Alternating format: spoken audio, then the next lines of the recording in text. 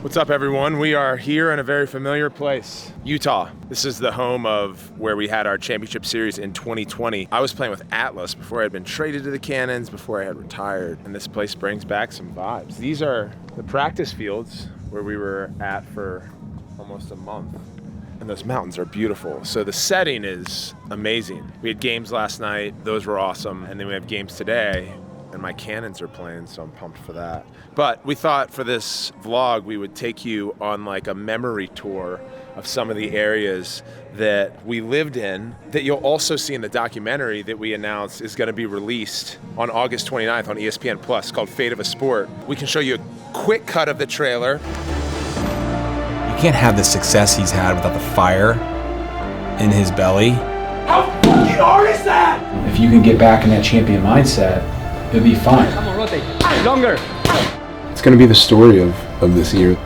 Choosing between building a great business or winning a great game. It's just fucking impossible to do both. The stakes are too high. And so there was this large chunk of the middle of the documentary where we're in the championship series and I was playing like shit. That's why it gives me a little deja vu. Being here is like, I wish I had a better turnout. But what you find out in life is those are the turning points. And you remember all of it because you were recording the whole thing. I had a camera. You had a camera. So this is the cafeteria, good hot bar. Let's check out the indoor facilities too, where we practice.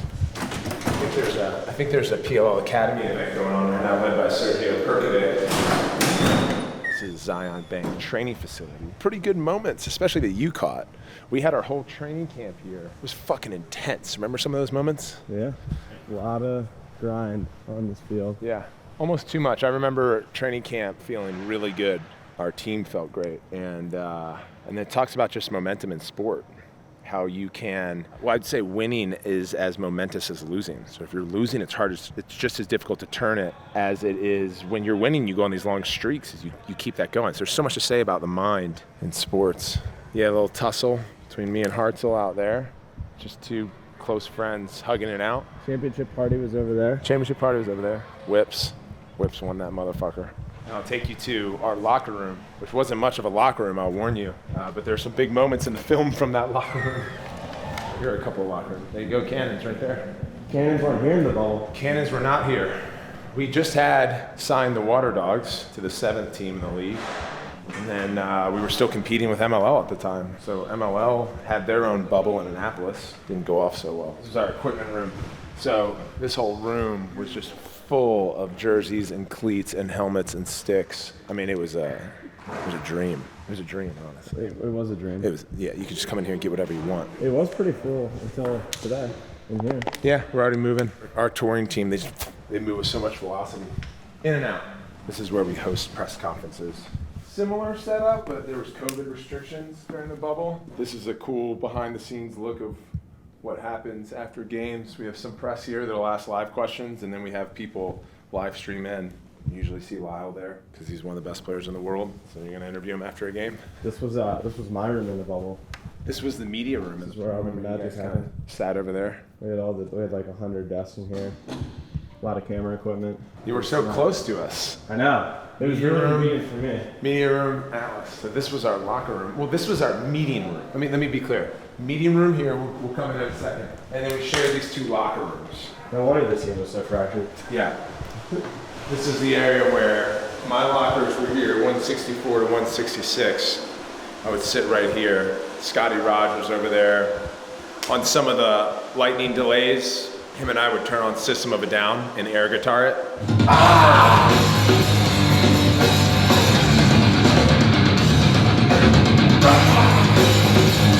Disorder! You had a conversation with Jake Richard in the dock right through these doors. Right through these doors. We're giving away the whole feature right now. I was pissed.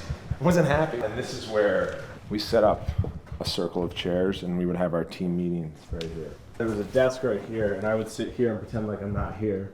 So that when crazy shit happened, I was like, I'm not here. And you caught all the stuff. Caught all that stuff. Shall we go to the press box? Yeah. See you guys out there. This guy was in the bubble with us too, in a big way. We lived here for 2 weeks or so. What's your favorite part of this? The cafeteria.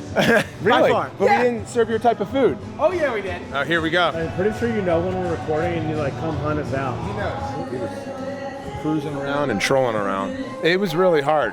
He'll probably tell you it was really hard on him while I was playing and not playing well to also manage a really hectic business at the time. We're talking about the bubble and how hard it must have been for you to watch me play like shit and also try to manage everything. It wasn't a good time, but you just knew it was going to be over at some point, you know?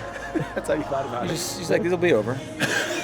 We're gonna sneak in here for a quick look. So this is what we call the house area. So they control all the video and sound that lives on the video board in the arena, like that. Hi, Ryan. Ryan, come here. So Ryan was also here for both.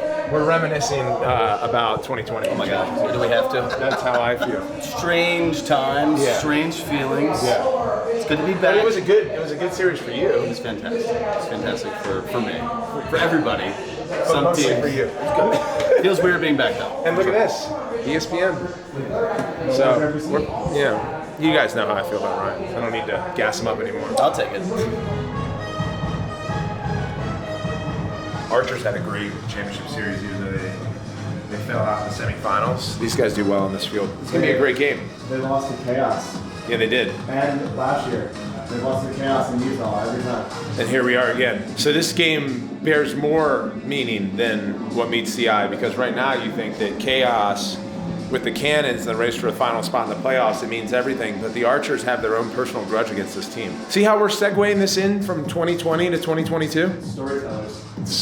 Man, what else do you want? Maybe an open window? I love that. Thank you for it. Enjoy the games. Now there's nothing else. Maybe a field side seat? Wow. Here we are. What's been a great first half. This game is fit the bill. Chaos are running for the playoffs, Archer's revenge. And what I remember, and this is how we'll end this, what I remember from 2 years ago is all of those fans were cardboard cutouts. And now they're real humans, which is kind of a nice thing. And behind us is all banners. All banners, and we've replaced banners with humans again. The only real difference is that I'm not in cleats and a helmet. Converse is on. A cell phone, and a movie coming out. So hopefully you guys enjoyed this change of pace vlog. Called back to 2020, gave you some hints on what's gonna be in our feature, and we hope that you tune in on ESPN Plus on August 29th. And we'll see you in the playoffs, which is gonna be fucking great. Ah!